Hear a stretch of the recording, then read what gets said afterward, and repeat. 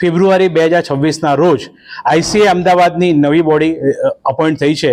એમાં હું CA Rinkesh Shah chairman, મારી ડાબી બાજુમાં જે બેઠા છે એ સમીરભાઈ વાઇસ ચેરમેન છે, જમણી બાજુમાં ચેતનભાઈ એ જે છે સેક્રેટરી છે, એમની જમણી બાજુમાં શિખાબેન જે ટ્રેઝરર છે, અને સમીરભાઈની ડાબી બાજુમાં બેઠા છે એ સાહિલભાઈ ગાલા એ વિકાસા ચેરમેન છે.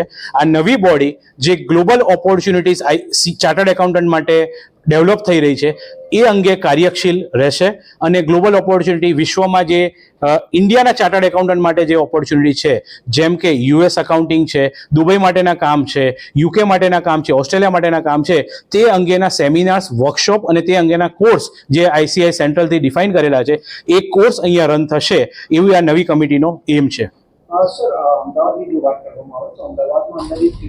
અમદાવાદમાં હાલ સીએ જે છે 14,500+ છે, અને સીએ સ્ટુડન્ટ 38,500 છે, તેનાથી વધારે છે, 38,500 થી પણ વધારે છે.